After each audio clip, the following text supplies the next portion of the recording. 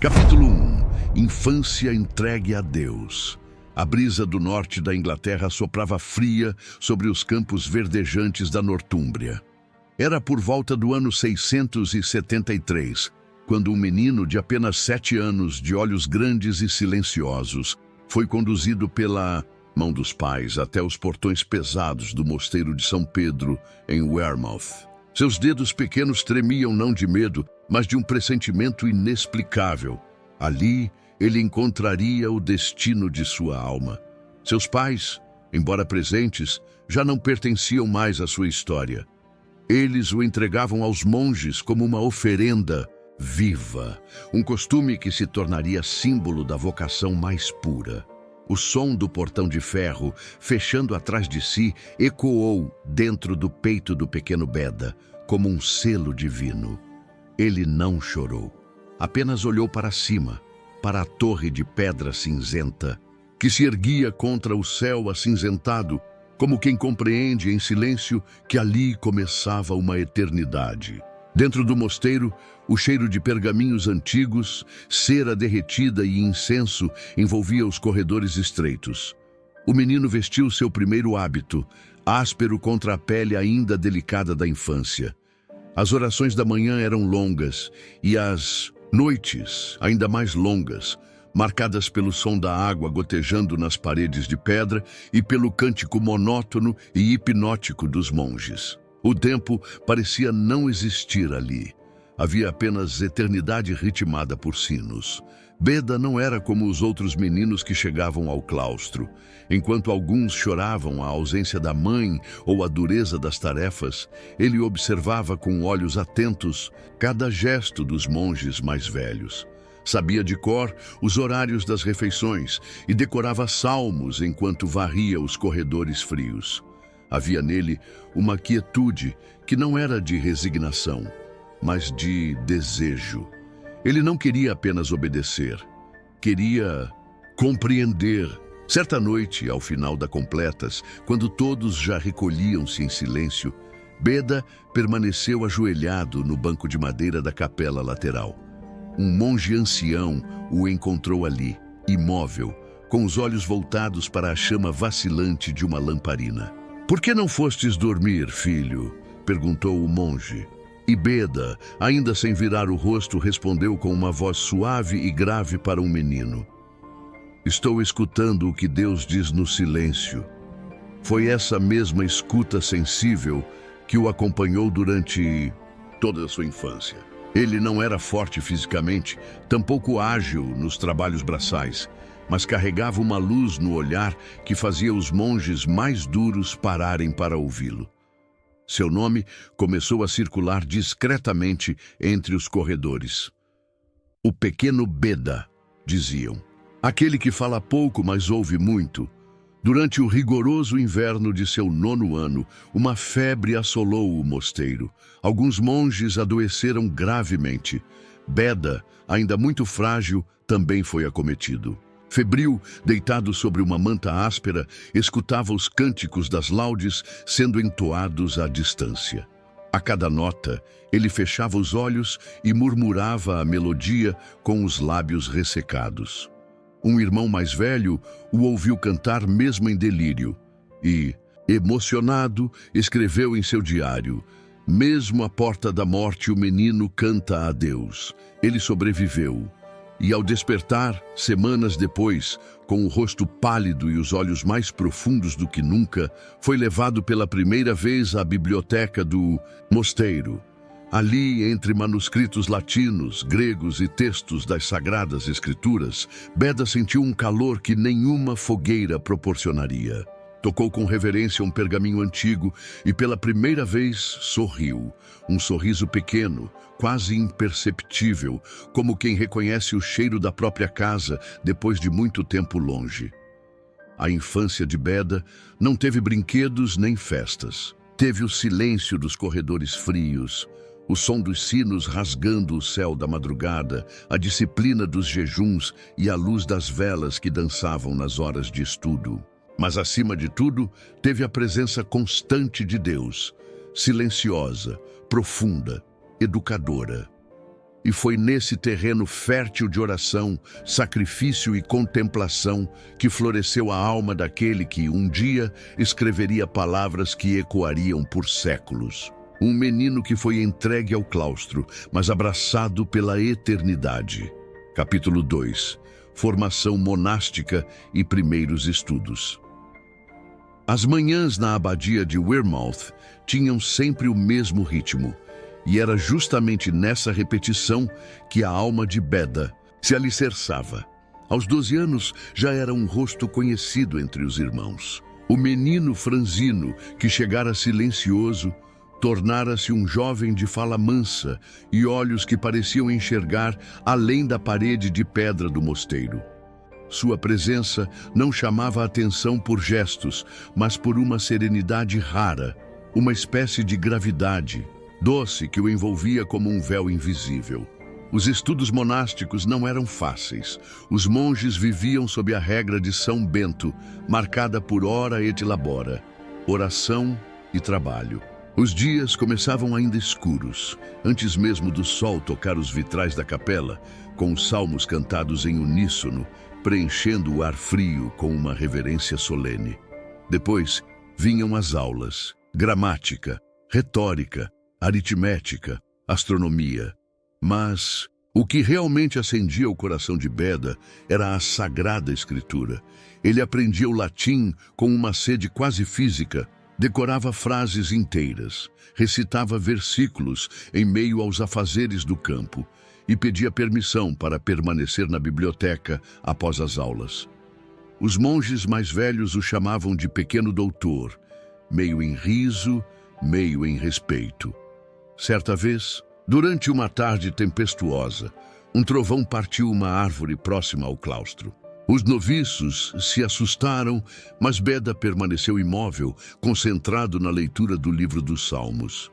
Um irmão o questionou mais tarde: "Não temestes o trovão, irmão Beda?" E ele respondeu: "O som da palavra de Deus é mais forte." Mas a vida monástica não era feita só de luz. Por trás da fachada silenciosa do mosteiro escondiam-se doenças, tensões entre monges, crises de fé e perdas que marcavam profundamente os corações. Quando tinha cerca de 16 anos, uma epidemia se espalhou pela região. 2 de seus mestres adoeceram. Um deles, São Benedito Biscope, fundador do mosteiro, foi isolado em uma cela escura, longe dos demais. Beda queria visitá-lo, mas foi proibido por ordem do abade. Sentiu-se como Pedro diante da cruz, impotente e arrependido.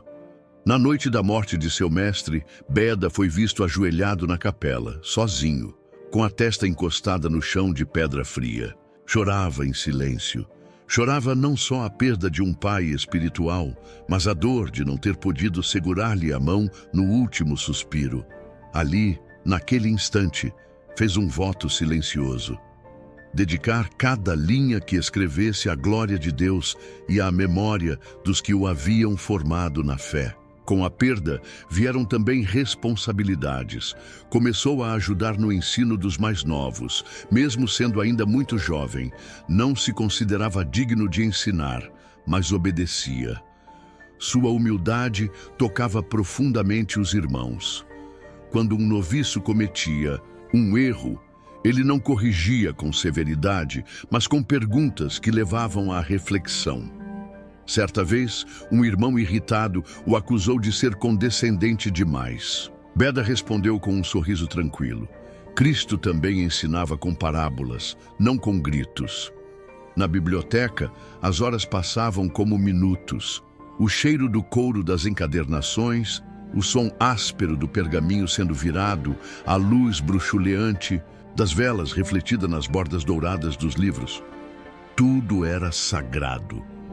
Era nesse ambiente que sua mente se expandia, mas era no silêncio da cela que sua alma se derramava diante de Deus.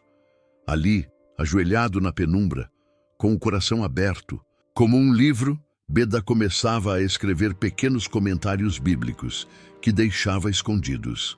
Não os mostrava a ninguém. Eram suas orações escritas. Um dos momentos mais marcantes desses anos foi quando, durante uma celebração da Páscoa, o abade leu um trecho da Epístola aos Hebreus, e Beda foi tomado por uma emoção profunda. Chorou durante toda a homilia, sem conseguir conter-se. Após a missa, foi até a capela lateral e, sozinho, com as mãos trêmulas, escreveu em um pergaminho: Senhor, ensina-me a escrever com a tua luz e não com a minha inteligência. Essa súplica tornou-se seu mantra. Cada novo aprendizado era entregue a Deus. Cada dificuldade, seja o cansaço dos jejuns, a dor nos olhos pelos longos períodos de leitura ou o isolamento do mundo exterior, era oferecida como penitência. Seu crescimento espiritual não era feito de êxtases, mas de fidelidade silenciosa, de amor diário aos pequenos sacrifícios, de perseverança onde muitos desanimavam. Na juventude, Beda compreendeu que sua vocação não era pregar nas praças, nem ser missionário em terras longínquas. Seu altar seria a escrivaninha de madeira, sua espada, a pena de ganso, seu púlpito, as páginas dos livros. E assim, ele se preparava sem saber para transformar-se no historiador mais importante da cristandade medieval, mas acima de tudo, no santo que aprendeu a ouvir Deus nos livros e a servir o mundo com sabedoria humilde. Capítulo 3. A escolha pelo retiro e pela escrita. A juventude de Beda passou como um riacho calmo e constante, e ao chegar aos 20 e poucos anos, os superiores já viam nele não apenas um aluno brilhante, mas um mestre em potencial. Sua fama de estudioso piedoso começava a ultrapassar os muros de Wearmouth e Jarrow, os mosteiros irmãos onde vivia. Padres e monges de outras regiões pediam que ele fosse enviado para ensinar, pregar, talvez até mesmo tornar-se abade. Mas diante de cada proposta, Beda abaixava os olhos, como quem carrega um segredo que não pode ser partilhado. Em seu coração já havia uma decisão: nunca sairia dos muros do mosteiro. Era uma escolha que ninguém compreendia à primeira vista. Alguns viam nela covardia, outros falsa modéstia. Mas a verdade era mais profunda. Beda sabia que seu chamado não era para o púlpito ou para o governo, era para o recolhimento. Deus me deu uma pena, não uma espada, disse certa vez a um irmão mais entusiasta.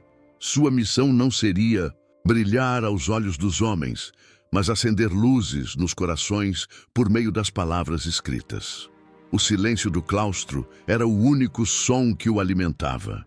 Beda passava horas no scriptorium, entre tintas espessas e penas de ganso. Aprendera a fabricar sua própria tinta com minérios e cascas de carvalho. Seu rosto vivia manchado de negro, seus dedos sujos de grafite e cera, sua vista frequentemente turva pelo esforço. Mas em tudo havia paz. Era ali, naquela rotina repetitiva e austera, que sua alma se elevava. À noite, quando todos dormiam, ele permanecia aceso à luz de velas, copiando manuscritos, traduzindo trechos da Bíblia para o inglês antigo. Um gesto revolucionário para a época. Era como se cada palavra escrita fosse uma pedra lançada no lago do tempo, capaz de gerar ondas que tocariam gerações futuras. Mas o peso da escolha pelo escondimento não vinha sem dores. Em um dos invernos mais rigorosos de sua vida, Beda adoeceu com uma inflamação nos olhos. Por semanas, quase não enxergava. Continuava a escrever com a ajuda de um irmão noviço que lhe lia os textos em voz alta, e ele, com voz pausada e suave, ditava suas reflexões. As dores nos olhos eram lancinantes. Em certos momentos, a visão escurecia completamente e ele temia que fosse cego para sempre.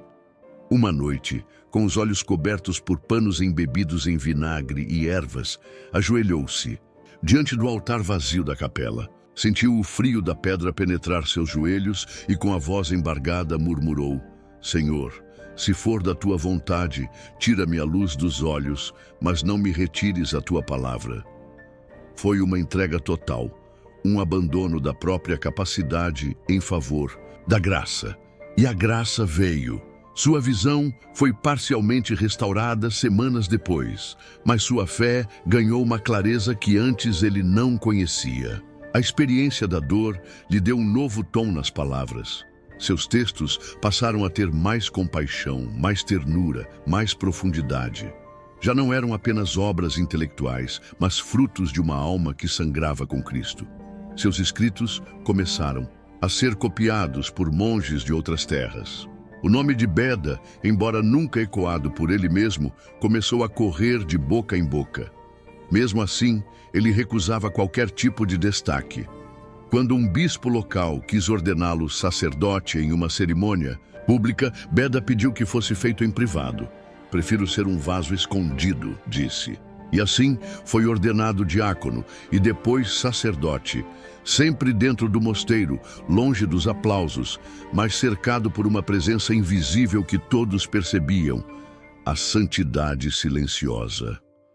O momento mais simbólico dessa fase veio quando já, com cerca de 30 anos, recebeu uma carta do arcebispo de York, elogiando seus comentários sobre o Evangelho de São Marcos. A carta chegou pela mão trêmula de um irmão e Beda, ao lê-la, chorou. Mas não de orgulho. Chorou porque percebeu que Deus o usava mesmo ali, escondido, pequeno, entre paredes frias.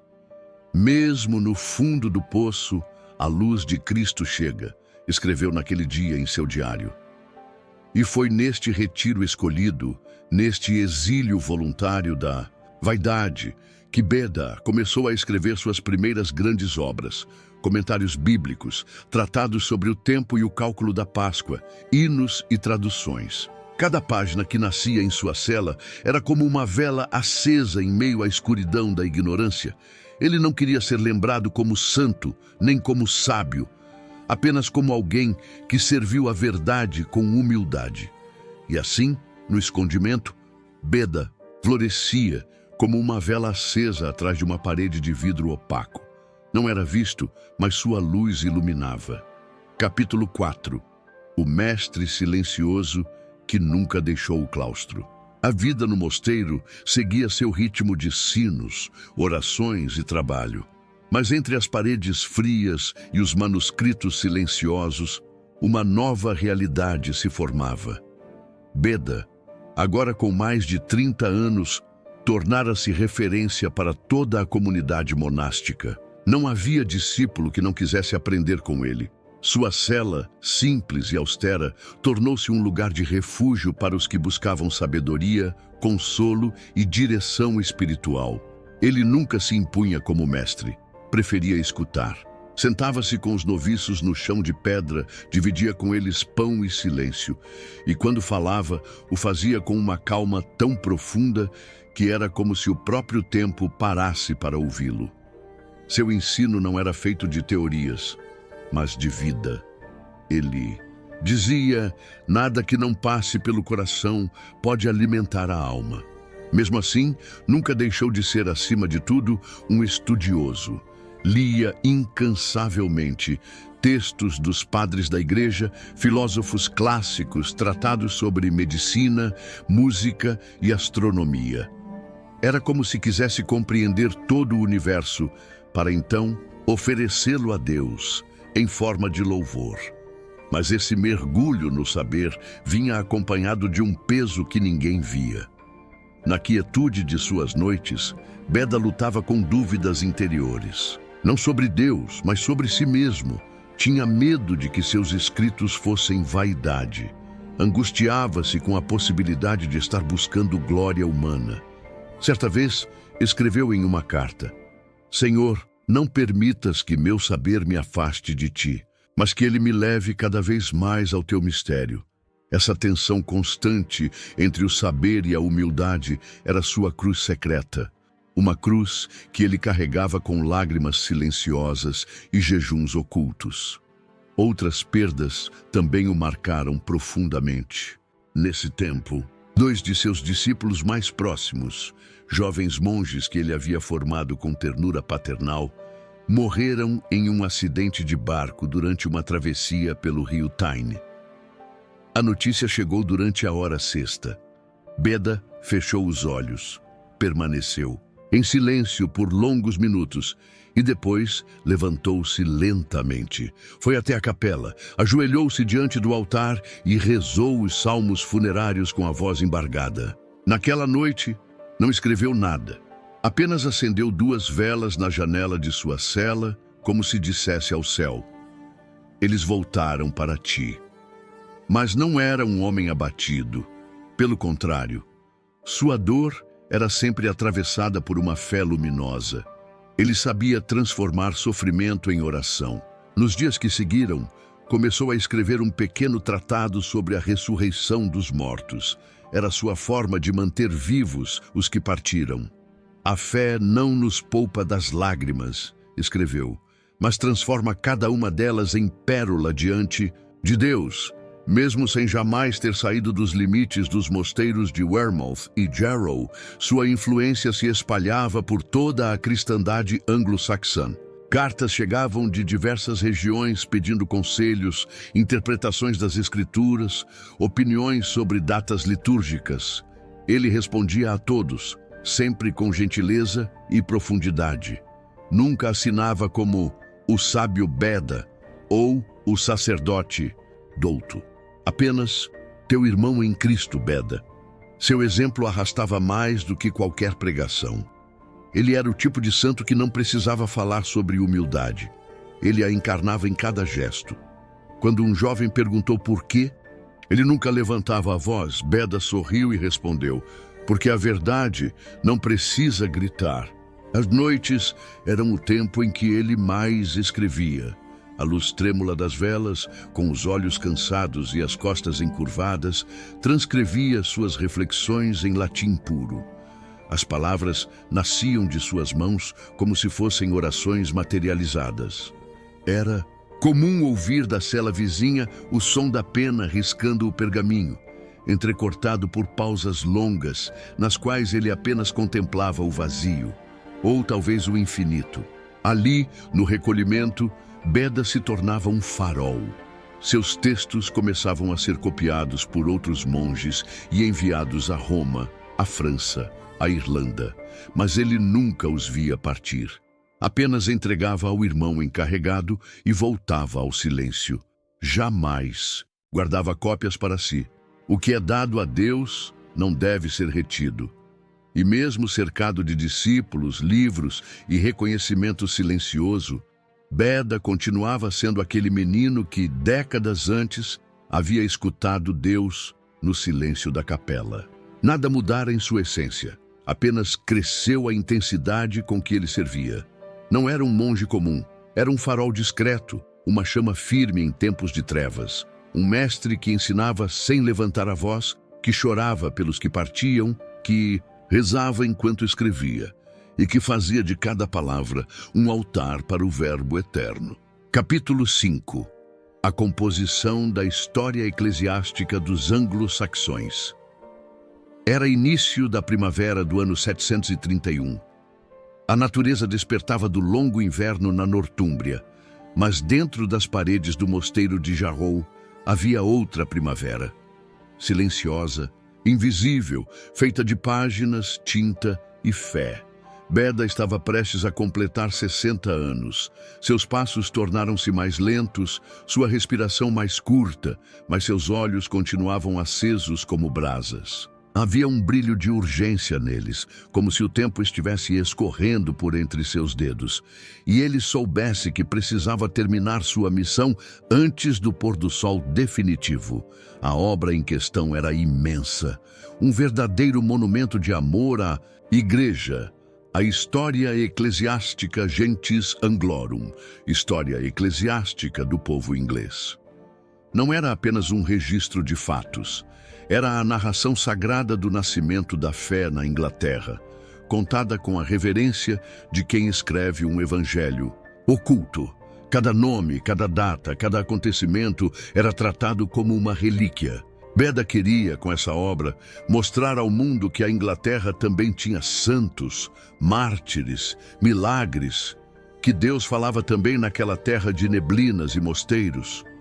O processo era lento e exigente. Não havia bibliotecas centrais nem arquivos acessíveis. Beda dependia de cartas, relatos orais, registros antigos escondidos em mosteiros distantes. Pedia aos irmãos que viajassem, buscassem informações, copiassem trechos de documentos raros, e ele, com sua pena e sua fé, reunia tudo como quem tece um manto para cobrir o altar da memória cristã. A tensão interior era grande. Ele temia não conseguir terminar. O corpo já dava sinais de esgotamento. Tinha crises de tosse que o deixavam sem ar por minutos. Às vezes, caía em um estado de exaustão profunda em que mal conseguia levantar-se, mas nunca reclamava. Ao contrário, dizia que cada dificuldade era uma graça que prepara o texto com lágrimas. Os irmãos que o ajudavam relatavam cenas comoventes. Em uma delas, Beda ditava um trecho da história de Santo Agostinho de Cantuária quando começou a chorar. A pena caiu de sua mão e ele cobriu o rosto com as mangas do hábito. Como somos pequenos diante dos que vieram antes de nós, murmurou entre soluços. Mas depois enxugou as lágrimas, sorriu e continuou a ditar. Porque Beda não escrevia com a tinta da vaidade, mas com a humildade de quem sabe que está servindo algo maior. Uma noite, após horas de escrita, teve um colapso. Desmaiou sobre a mesa. Foi levado à enfermaria do mosteiro. Ali, deitado sobre uma tábua coberta por um pano simples, olhava para o teto e dizia: ainda falta o último capítulo. Senhor, dai-me mais alguns dias. E o Senhor deu. No final do mesmo ano, a obra foi concluída. Quando escreveu o último parágrafo, suas mãos tremiam tanto que precisou do auxílio de um discípulo para segurar a pena. Leu em voz alta com emoção os nomes dos santos e bispos que haviam marcado a história da fé em sua terra. E então fez silêncio. Um silêncio denso, absoluto. Depois disse apenas: glória a Deus que permitiu a este indigno servo narrar as maravilhas de sua igreja. O manuscrito foi enviado para Roma. Lá, caiu nas mãos de monges e padres que ficaram admirados com a clareza, a piedade e o rigor do texto. Pela primeira vez, a Igreja da Inglaterra se via em um espelho sagrado. Pela primeira vez, a fé daquele povo era registrada com a dignidade que merecia. E tudo isso pelas mãos de um homem que jamais saíra do mosteiro. E então, algo começou a acontecer. Irmãos que liam suas palavras relatavam conversões, consolos em meio à dor, decisões de vocação inspiradas por seus relatos. Começaram a circular histórias de monges que, ao lerem a obra de Beda, se sentiam curados de angústias profundas. Um monge enfermo, ao escutar a leitura de um capítulo sobre a conversão dos ângulos, teria se levantado da cama dizendo: Deus falou comigo pela pena de um santo. Mas Beda, ao saber disso, não se exaltava. Ao contrário, passou a usar ainda mais tempo em oração. Em suas preces, pedia que suas palavras jamais ferissem a verdade, jamais fossem usadas para o orgulho. Senhor, que minha pena seja apenas teu dedo escrevendo através de mim. Foi neste tempo que os irmãos notaram que, durante as madrugadas, mesmo sem força para levantar-se, Beda ainda era visto rezando em voz baixa, com os olhos voltados para o céu escuro, além da pequena janela de sua cela. Ele não dormia bem. A tosse piorava. Os dias tornavam-se mais curtos e seu corpo mais fraco. Mas sua alma parecia crescer. Era como se estivesse já com um pé na eternidade. E sua obra, agora concluída, começava a ecoar. O homem que jamais saiu do claustro agora, falava em todos os cantos da cristandade. E tudo isso porque acreditou que o silêncio também podia ensinar. Porque entendeu que a palavra não precisa de palcos, mas de fé. Porque soube que, ao narrar a história da igreja, ele também estava escrevendo o capítulo de sua própria santidade. Capítulo 6. Últimos dias. Fé na doença e ditado final. A brisa fria da primavera inglesa soprava pelas janelas de pedra do mosteiro de Jarrow. Era o ano 735. O tempo parecia andar com passos mais pesados, como se a criação mesma soubesse que um de seus filhos mais fiéis estava se preparando para partir. Beda, agora com cerca de 62 anos, já não conseguia mais levantar-se sozinho. O corpo estava frágil, a tosse constante, o cansaço crônico. Os irmãos começaram a ajudá-lo a se vestir, a comer, a caminhar até a capela. Mas sua mente permanecia como uma chama acesa contra o vento. Mesmo acamado, Beda insistia em continuar seu trabalho. Estava agora mergulhado na tradução do Evangelho de São João para o inglês. Uma tarefa delicada, sagrada, e que ele via como sua última oferenda a Deus e ao povo que amava. Dizia com voz enfraquecida: "Se ao menos eu puder terminar o Evangelho, então poderei descansar." A cela onde vivia tornou-se um santuário silencioso. Os irmãos entravam, em fila em silêncio para escutá-lo ditar. A luz da vela refletia em seus olhos fundos, que já mal conseguiam distinguir os rostos.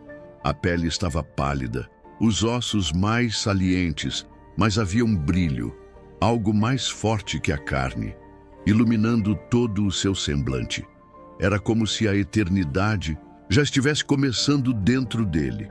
O irmão Wilbert, que o acompanhava diariamente, escreveu depois: "Ele ditava com alegria, entre tosses e pausas para respirar, como se cada palavra escrita fosse um passo mais próximo de Deus." Muitas vezes, Beda era interrompido por acessos de tosse que o deixavam ofegante, curvado sobre a cama, segurando um lenço ensanguentado. Mas quando se recuperava, pedia: "Onde estávamos?" E continuava. Os irmãos lhe imploravam que descansasse. Ele sorria com doçura e respondia: "Na eternidade terei todo o repouso. Agora é hora de terminar o que Deus me confiou." Na semana da Ascensão, sua respiração tornou-se mais difícil. Dormia pouco, comia quase nada. Apenas orava e ditava. Em um momento comovente, um noviço colocou a mão sobre sua testa suada e murmurou: "Está sofrendo, padre?" Beda respondeu com a voz fraca, mas serena: "Cristo não sofreu também? Se posso unir meu cansaço ao dele, então estou salvo." Na véspera da festa da Ascensão, ele pediu que todos os irmãos se reunissem em sua cela. Queria despedir-se. Pediu que cantassem o hino Glória ao Pai, ao Filho e ao Espírito Santo. Com dificuldade, tentou acompanhar com os lábios. Depois, um longo silêncio caiu sobre o quarto. Beda olhou para cada um, seus filhos espirituais, e disse: "A luz de Deus não se apaga. Continuem."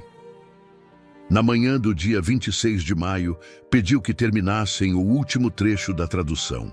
O irmão Wilbert leu em voz alta. Ao fim, Beda sussurrou: "Está completo." E então, encostou a cabeça na parede, fechou os olhos e entregou a alma. A vela ao lado tremulava, como se soubesse que a grande luz que ardia ali agora subia para o céu. Os monges, em silêncio, lavaram seu corpo com água morna. Vestiram-no com o hábito escuro. Colocaram em suas mãos uma pequena cruz de madeira e o deitaram sobre uma tábua cercada de livros. O cheiro de cera, incenso e lágrimas enchia o ar. Um silêncio reverente tomava o mosteiro, o silêncio de quem presencia um mistério. E assim terminou a vida daquele que jamais saiu de seu claustro, mas alcançou os confins do mundo com sua sabedoria. Sua morte não foi um fim, foi uma ascensão invisível. Ele não viu Deus face a face em meio a multidões, mas entre livros e orações. E foi ali, entre pergaminhos e gemidos, que seu espírito subiu ao céu, como uma página entregue diretamente às mãos do autor da vida. Capítulo 7. o silêncio do túmulo e o eco eterno. O túmulo de Beda foi inicialmente simples, escavado com reverência no chão frio do mosteiro de Jarrow, cercado por pedras e salmos. Não havia ouro, nem inscrições elaboradas. Apenas um corpo repousando no mesmo solo que santificou com orações e lágrimas. Os monges o enterraram com os próprios cantos e por muitas noites deixavam uma vela acesa em sua cela vazia, como quem espera que o mestre volte apenas para ditar mais um parágrafo. Mas a ausência física de Beda era apenas aparente. Com a chegada da notícia de sua morte, os mosteiros vizinhos começaram a peregrinar até Jarrow. Padres, monges, escribas, todos queriam ver onde jazia o sábio do norte. Copiavam seus textos com uma devoção quase litúrgica, como se fossem relíquias. E de fato, eram. Cada linha escrita por Beda carregava o peso da eternidade, não apenas pelo conteúdo, mas pelo espírito com que foram escritas. Nos anos que seguiram, a história eclesiástica do povo inglês tornou-se um pilar da identidade cristã da Inglaterra. Não era mais apenas um livro, era um espelho no qual o povo via sua conversão, suas raízes, sua vocação.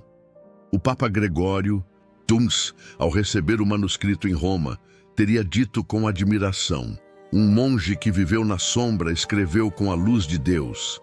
E assim, Beda passou a ser lido não só por teólogos, mas por reis, bispos, historiadores e missionários. Seus textos foram ensinados em escolas monásticas, discutidos em sínodos e levados como ferramenta de conversão para terras pagãs. Ele, que nunca deixara seu claustro, agora cruzava mares e fronteiras, como um missionário de papel e espírito.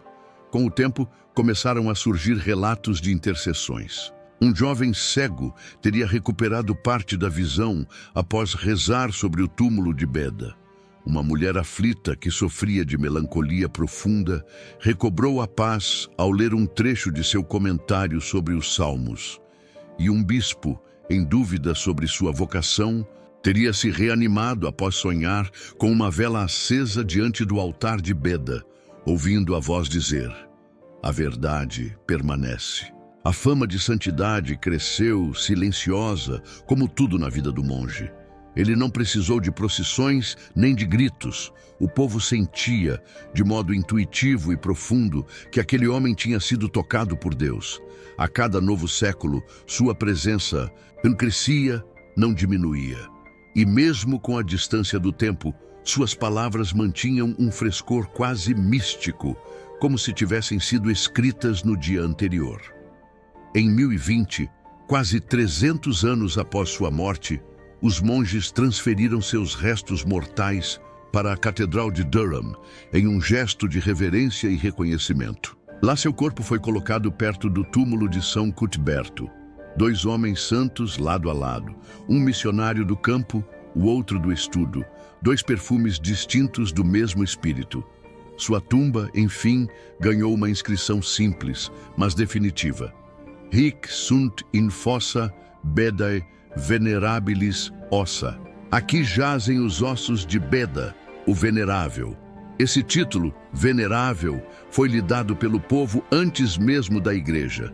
Era uma forma de dizer: ele viveu com tal profundidade que a santidade parecia escorrer de suas palavras. Foi só em 1899, mais de 1000 anos depois de sua morte, que o Papa Leão XIII o declarou oficialmente doutor da Igreja, o único inglês com esse título até hoje. Mas para os que o conheceram e o leram, isso apenas confirmou o que já sabiam.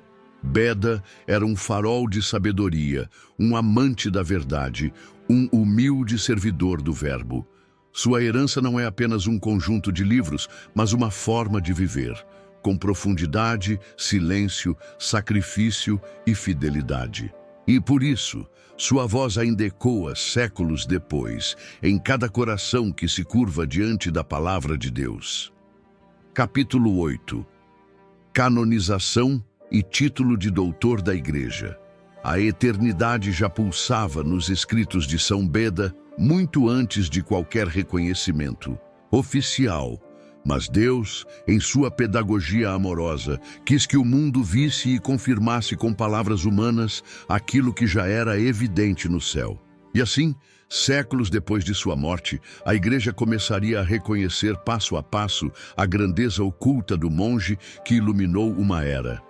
Os séculos após a morte de Beda foram tempos de grandes transformações, guerras, invasões vikings, cismas, reformas, reconquistas. E em meio a tudo isso, os escritos de Beda sobreviveram como relíquias de estabilidade e fé.